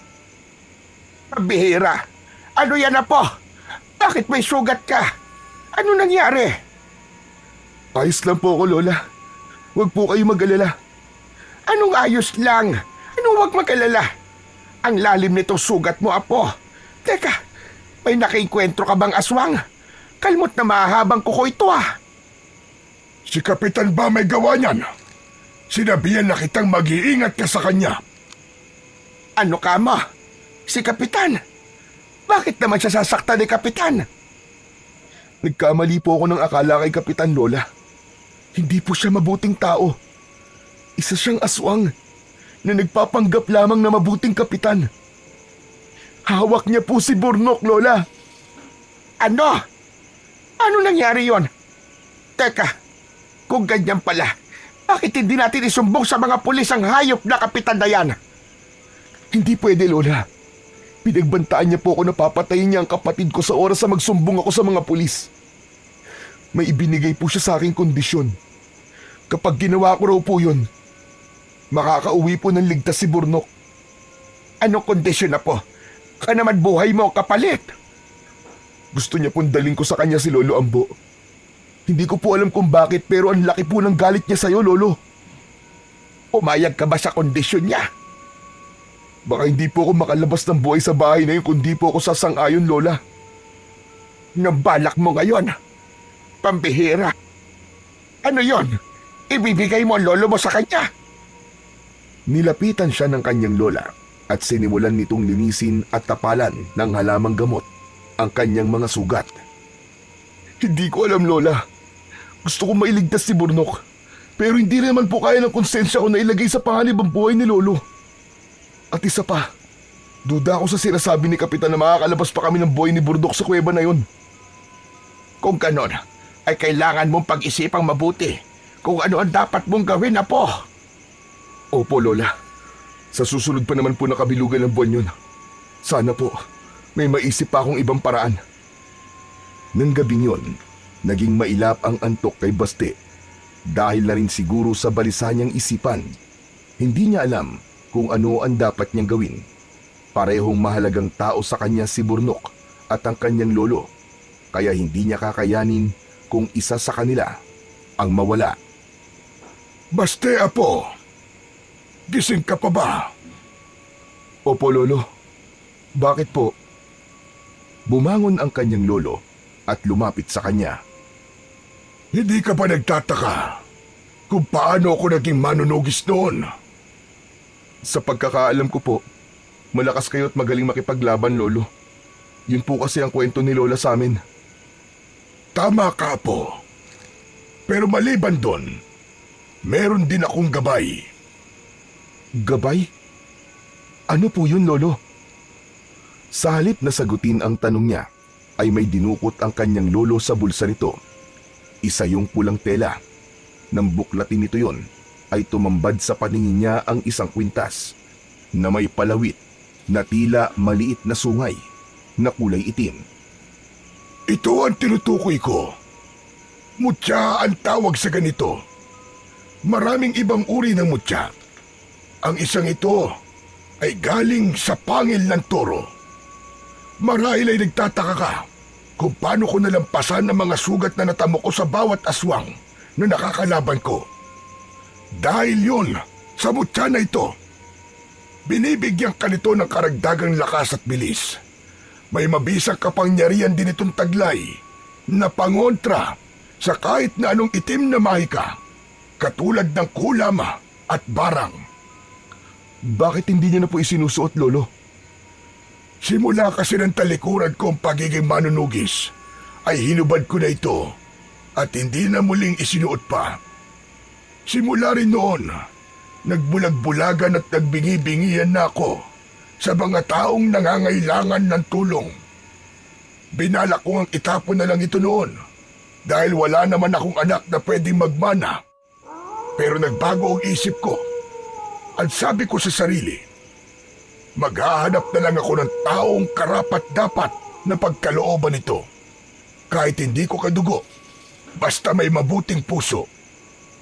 May nahanap po ba kayo? Meron na po. At walang iba, kundi ikaw. Simula nung gabing tinulungan mo ko, alam ko na kagad na nahanap ko ng susunod na tagapagmana ng mutya. Alam mo bang, peke lang ang tagpo na yon. Kasabwat ko sila. Gusto ko lang subukan kung tutulungan mo ko. Totoo po ba, Lolo? Bakit niyo naman po ako gustong subukin? Gusto ko lang tiyakin kung may mabuti kang ang kalooban at handang tumulong sa iba. At hindi nga ako nagkamali. Kaya simula noon, ikaw na ang napili kong maging tagapagmana. Ganun po ba? Kapag po ba tinanggap ko yan, ibig sabihin, magiging manunugis na rin po ako ng aswang? Depende sa iyo kung susunod ka sa yapak namin na po.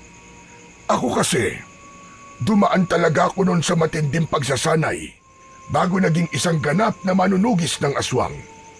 Bata pa lang ako, sinasanay na ako ni tatay sa pakikipaglaban. Malalakas kasi ang mga aswang, lalong-lalo na kapag kabilugan ng buwan. Kung kakalabanin mo sila, hindi sapat na malakas ka lang.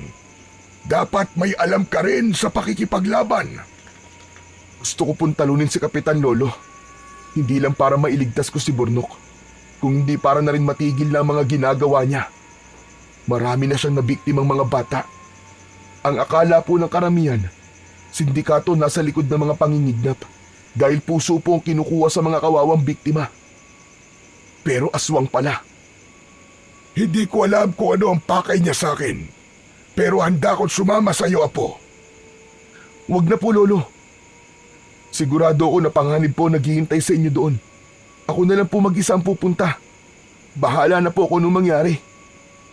Tanggapin mo ito, Apo. Tutulungan ka nito na magtagumpay ang anumang nais mong gawin.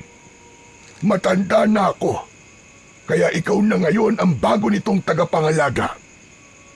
Hindi na tumutol pa si Baste nang isuot sa kanya ng kanyang lolo ang kwintas na may palawit na mutya ng pangil ng toro.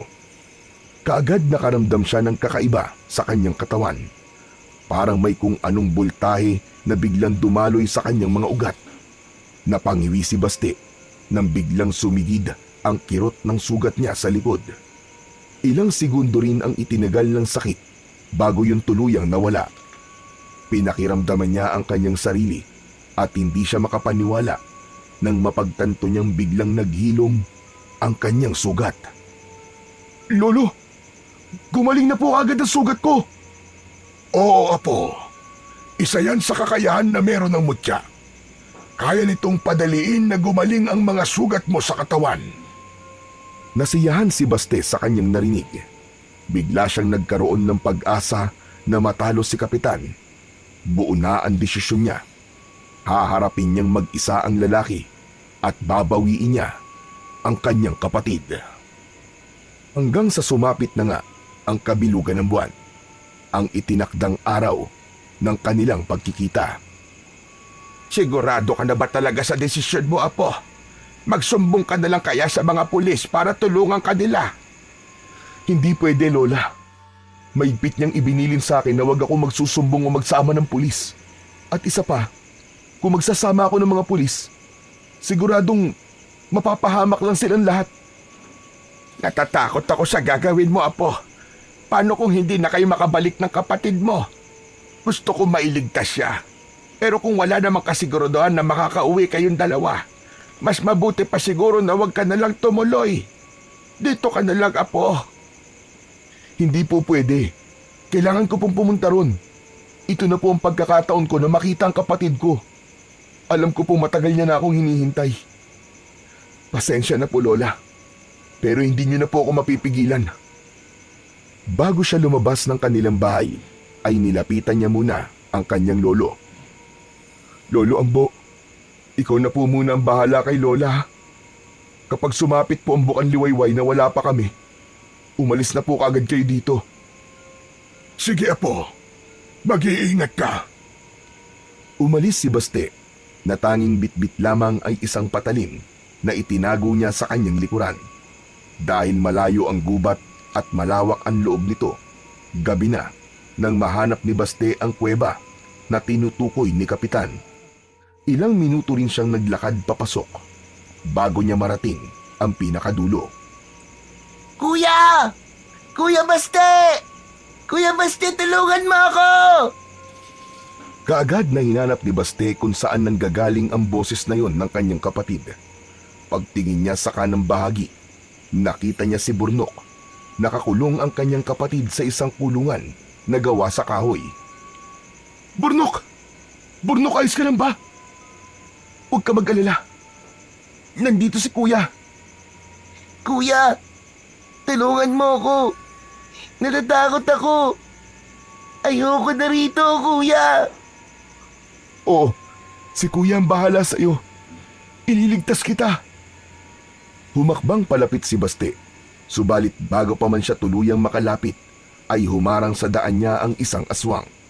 Napaatras siya at inihanda ang sarili sa gagawin nitong pagsugod. Sumulpot mula sa kung saan si Kapitan at dito tumuon ang atensyon niya. Bakit mag-isa ka lang? Nasaan ang lolo mo? Hindi ba may kasunduan tayo? Nandito ako! Natigilan si Baste matapos niyang marinig ang boses na yon ng kanyang lolo mula sa likuran. Hindi niya inaasahan na sinundan pala siya nito. Mabuti naman at nandito ka. Alam mo na marahil ang dahilan kung bakit kita pinadala rito. Iyan nga ang dahilan kung bakit ako sumama. Gusto kong malaman kung ano ang kailangan mo sa akin. Biglang humalakhak ng malakas si Kapitan at pagkatapos ay tumingin kay Baste. Ano pang hinihintay mo? Kunin mo na ang kapatid mo at lumabas na kayo rito. Tumingin si Baste sa kanyang lolo at nang makita niya itong tumango ay kagad siyang lumapit kay Burnok. Pinakawalan niya ang kapatid mula sa kulungan at binuhat palabas ng kuweba. Malalaki ang mga hakbang niya habang tumatakbo palabas. Wala siyang balak na iwan sa loob ang kanyang lolo kasama si Kapitan. Pagdating sa labas, ibinaba niya si Burnok sa isang tagong parte ng gubat. Burnok, dito ka lang ha. Huwag kang aalis dito kahit na anong mangyari. Babalikan ko lang si Lolo. Opo, Kuya. Babalikan ka ni Kuya ha. Pinapangako ko sa'yo. Niyakap muna ni Baste ang kanyang kapatid bago niya ito iwan. Pagbalik niya sa bukana ng kuweba, sinalubong na siya ng aswang na kanang kamay ni Kapitan. Inilabas ni Baste ang tinatago niyang patalim at naghanda sa pag-atake. Nang sugurin siya nito at biglang sunggaban, ay nagulat siya sa taglay nitong lakas. Hindi niya yun napaghandaan kung kaya't bumagsak siya at napaibabawan siya nito. Gamit ang isa niyang kamay, pinigilan niya ang mukha nito na huwag makalapit upang hindi siya masakmal sa leeg. Ang isa naman niyang kamay ay abala sa pagkapa sa patalim na nabitiwan niya nang matumba siya. Sa halip na patalim, isang bato ang nahawakan ng kanyang kamay. Agad niya yung dinampot at ilang beses na ipinukpok sa ulo ng aswang. Tumigil lamang siya nang malugmok na ito sa ibabaw niya. Itinulak niya ang katawan nito at nagmamadali siyang bumangon.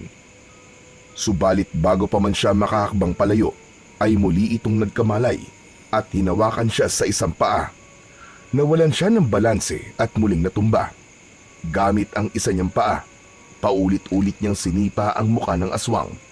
Sa kabila ng ginawa niya, hindi pa rin siya nito binitiwan. Nang makita ni Baste ang kanyang patalim sa hindi kalayuan, ay kagad niya yung dinampot at walang pagdadalawang isip na itinarak sa ulo ng aswang. Nang matiyak niyang wala na itong buhay, ay saka lang siya tumayo. Hinugot niya muna ang patalim sa ulo ng aswang at pagkatapos ay mabilis na tumakbo papasok sa loob ng kuweba. Doon, naabutan niya si Kapitan Romulo na sinasakal ang kanyang lolo. Halata sa itsura ng matanda na matindi na ang pinagdaanan nitong hirap sa kamay ni Kapitan dahil duguan na ang mukha nito. Parang may sariling isip ang kamay niyang may hawak na patalim. Kusang kumilos yun at inihagis ang kutsilyo sa direksyon ng aswang. Umama yun sa likuran ni Kapitan, dahilan para maagaw niya ang atensyon nito. At talagang bumalik ka pa. Naging mapagbigay na nga ako sa iyo at binigyan kita ng pagkakataong mabuhay. Pero sinayang mo lang bata. Ngayon, sabay kayong mamamatay ng lolo mo sa mga kamay ko. Pagkasabi nun ay sinugod siya nito. Nagtaka si Baste dahil sa kabila ng mabilis na mga ginawang pag-atake ni Kapitan sa kanya, ay nagagawa niyang ilagan yun. Lahat ng suntok na pinakawalan nito ay wala man lang tumama sa kanya. Tila nahuhulaan niya ang bawat galaw ng mga braso nito. Sa huli, natagpuan ni Baste ang kanyang sarili na nagpapakawala ng isang suntok gamit ang kanan niyang kamao. Saktong pagtama ng kamao niya sa pisngi nito, ay siya rin namang pagdapo ng kamao nito sa kanyang muka. Sabay silang tumalsik na dalawa dahil sa lakas ng puwersa ng mga pinakawalan nilang suntok. Sa kabila nun, ay wala man lang siyang naramdaman sakit na siya niyang ipinagtaka. Hindi ka na dapat bumalik pa dito, Baste. Sinayang mo ang pagkakataong mabuhay kasama kapatid mo. Huwag na tayong maglokohan pa rito, Kapitan. Alam ko namang hindi mo kami hahayaang mabuhay matapos kung malaman ang sekreto mo. Napakasama mong hayop ka. Hindi ka na naawa sa mga batang walang kalaban-laban na pinatay mo. Maawa? Bakit? Naawa ba nun sa akin ang lolo mo bago niya patayin sa harap ko mismo ang aking mga magulang? Natigilan si Baste sa kanyang narinig. Kung ganun, yun pala ang dahilan kung bakit ito gustong patayin ang kanyang lolo. Gusto pala nitong maghiganti. Ikaw ang batang yon? Ang batang dinala ko sa simbahan? Oo, tama ka, tanda. Ako ngayon. Mabuti naman at natatandaan mo pa pala ako. Ang akala mo siguro, porkit sa simbahan mo ko iniwan, ay mababago mo na ang kapalara ko. Naawa ako sa inon, kaya hinayaan kitang mabuhay at magkaroon ng bagong landas na tatahakin. Kung alam ko lang, natatahakin mo ang landas na ito. Sana'y tinapos na rin kita noon pa. Sana ngayon na lang ang ginawa mo, tanda. Alam mo bang nagbistulang bangungot sa akin na nangyari na yun? Walang gabi na hindi ko'y napapanaginipan. Kaya nangako ko sa sarili ko na ipaghihiganti ko sila. Alam mo ba kung bakit kumukuha ko ng mga bata at pinapatay? Dahil gusto kong maramdaman ng mga magulang nila ang sakit na naramdaman ko noong nawalan ako ng mga magulang. Dahil sa mga pinagagagawa mo, pinatunayan mo lang lalo na dapat lang talaga na alisin sa mundo mga katulad nyo. Kung may dapat mang sisihin dito, Yun ay walang iba kundi ang lolo mo. Siya ang punot dulo ng lahat. Kung hindi niya pinatay ang mga magulang ko, hindi sana ako nagkaganito. Tama na! Tama na, Kapitan! Kahit na ano pang sabihin mong hayop ka, hindi na nun mababago ang katotohanan na masama kang tao. Pagbabayaran mo ang lahat! Sa halip na matakot sa sinabi niya, ay humalakhak lang ito.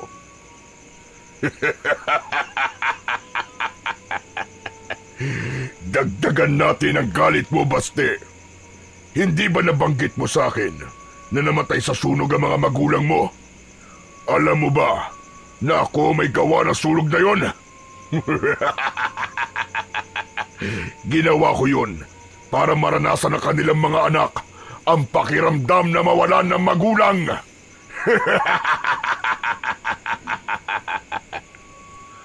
Nanginig ang mga kalamnan ni Baste dahil sa sinabing yun ni Kapitan. Pakiramdam niya ay umuusok ang ilong niya sa tindi ng galit na kanyang nararamdaman. Napakasama mo! Demonyo ka! Nagsisisi na ako na minsan ako naniwala na mabuti kang tao! Sisihin mo ang lolo mo. Siya ang may kasalanan kung bakit ako nagkaganito. Tumahimik ka! Pagbabayaran mo ang lahat na kasama ang ginawa mo! Hindi ako papayag na makalabas ka ng buhay sa gubat na to! Tignan natin kung sino ang hindi makakalabas ng buhay dito. Pagkasabi nun, ay biglang nagpalit ng anyo si Kapitan sa harapan ni Baste. Naging isa tong nakakatakot na nilalang. Naging kulay itim ang balat nito. Nagkaroon ng mahahabang mga kuko, nakausli at matutulis na mga ngipin mula sa bibig. Humaba rin at naging kulay puti ang buhok nito at kulay pula naman ang mga mata na animoy nagbabaga sa dilim. Ibang-iba ang itsura nito sa karaniwang aswang na alam niya. Pagkatapos nitong magpalit ng anyo, binalingan nito ang kanyang lolo. Muling hinawakan sa leeg at pagkatapos ay ibinalibag. Naging maagap naman si Baste sa pagsalo sa katawan ng kanyang lolo upang hindi ito tumama sa matigas na dingding ng kuweba. Ganun pa man, nasaktan pa rin ang matanda at sumuka ng dugo. Mag-iingat ka sa kanya, Apo. Isa siyang gabunan. Higit siyang malakas kumpara sa mga karaniwang aswang. Ipinaba muna ni Baste ang kanyang lolo Ambo sa isang tabi bago siya nagsalita. Ako na pong bahala sa kanya, lolo. Kung kaya na po ng katawan niyo, tumakas na po kayo habang may panahon pa.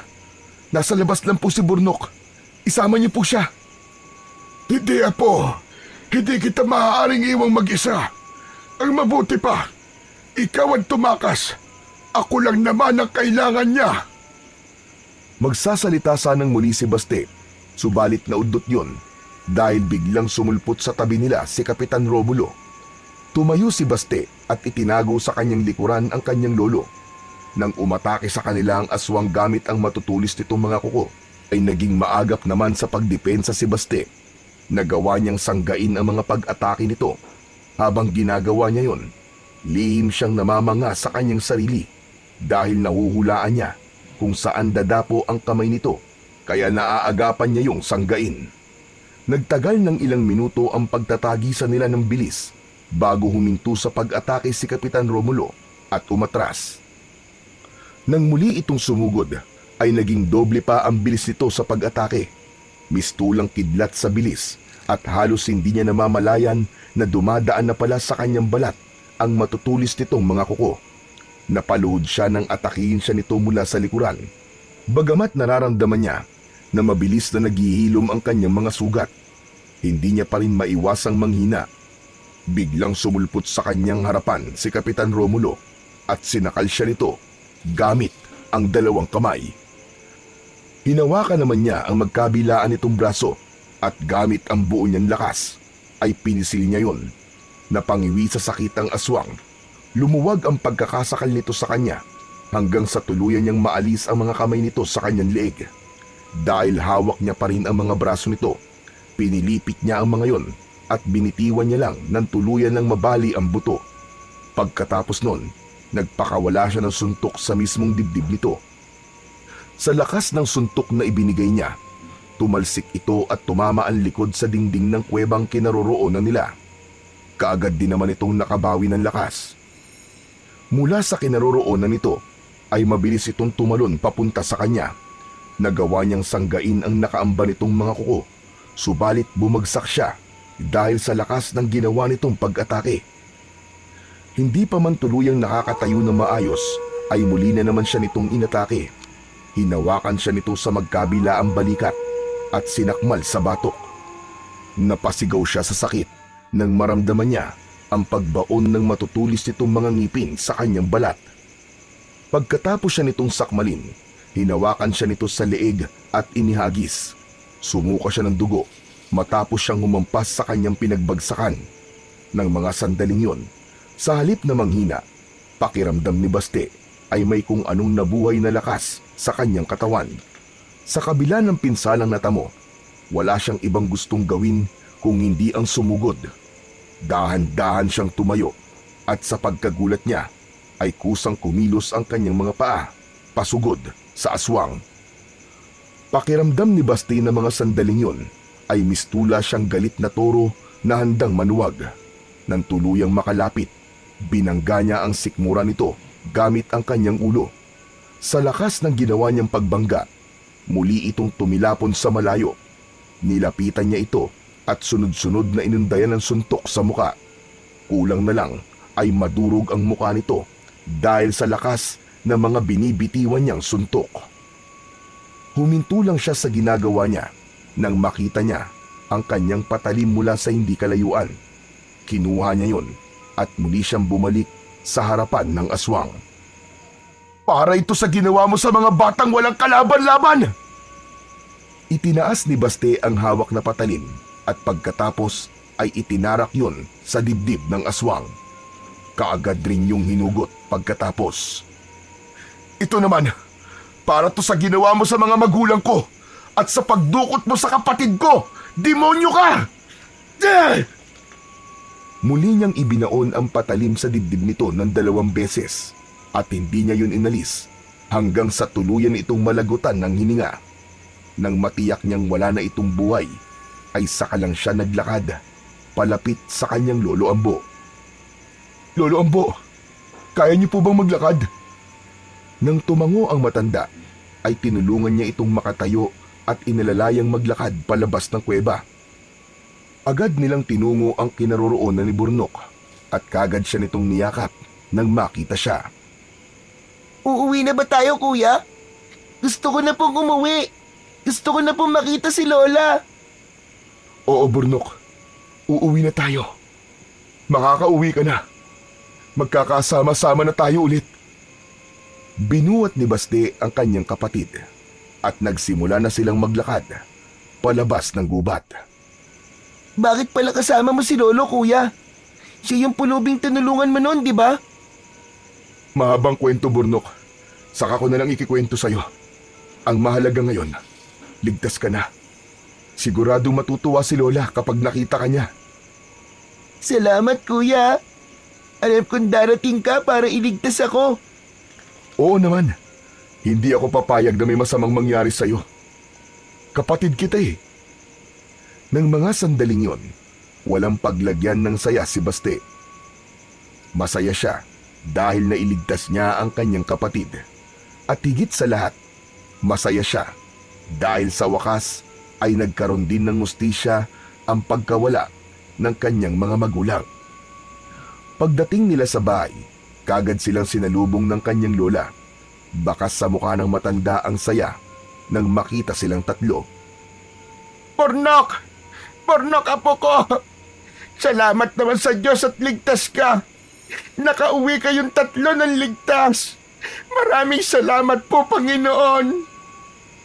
Kaagad na kinanlong ng kanyang lola si Burnok. Habang pinagmamasdan ng dalawa, biglang nangilid ang kanyang mga luwa. Lumapit siya sa mga ito at nakiyakap na rin. Makalipas ang 1 linggo, balik eskwela na ulit si Burnok. Katulad ng dati, hatid sundo niya pa rin ang kapatid. Sinasadya niyang umalis ng maaga sa tambakan nang sa ganon ay mauna siyang maghintay sa labas ng eskwelahan nito. Bagamat wala na siyang nababalita ang may nangunguha ng bata, ayaw niya pa rin maging kampante.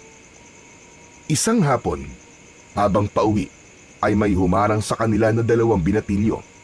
Pamilyar sa kanya ang muka ng mga ito.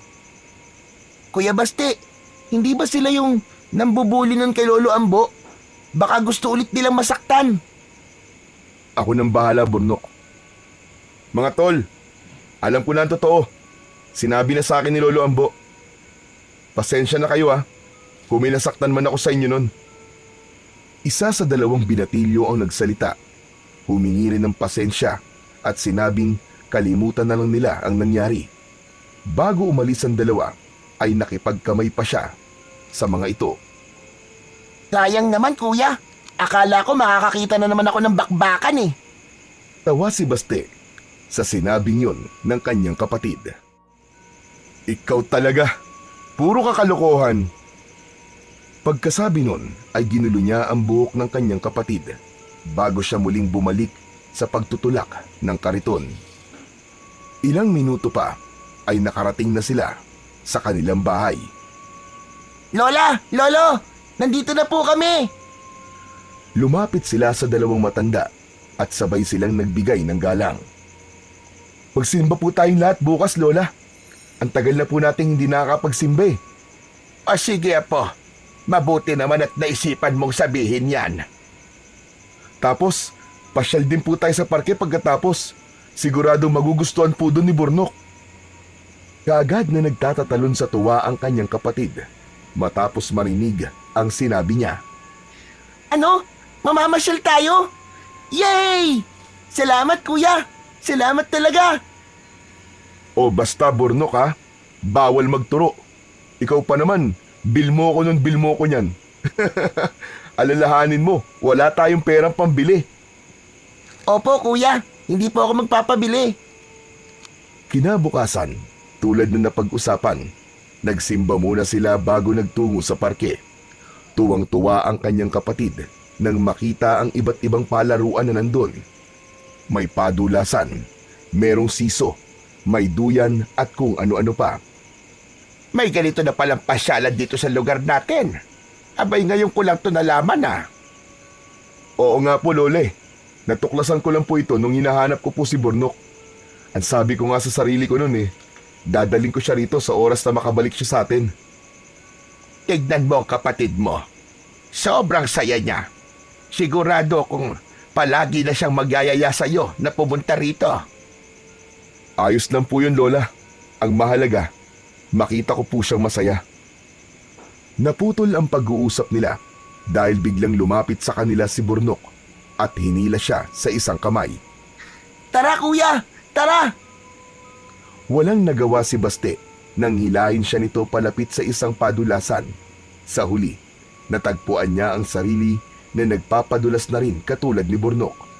Marami pa silang sinubukan laro pagkatapos hanggang sasabay silang sumuko ng dahil sa pagod. Gusto mo ba nun, Burnok? Tanong niya kay Burnok nang mapansin niyang pasulyap-sulyap ito sa nagtitinda ng sorbetes. Hindi na po kuya. Bawal ako magturo, di ba? Tig-10 lang naman yan Halika, bili tayo. Sigurado ka kuya? Sa halip na sagutin ang tanong nito, ay hinawakan niya ang isa nitong kamay at hinila. Bakas ang tuwa at pagkatakam sa mukha nito nang iabot ng tindero ang sorbetes. Gusto mo kuya? Sunod-sunod siyang umiling kahit pa natatakam din siya. Lumapit sila sa kinaroroonan ng 2 matanda at naupo sila sa tabi ng mga ito. Nang makita nila na makalat ang gilid ng labi ni Burnok dahil sa kinakain nitong sorbetes, ay sabay-sabay silang nagtawanan. Pakiramdam ni Baste, yun na ata ang pinakamasayang araw sa buhay niya.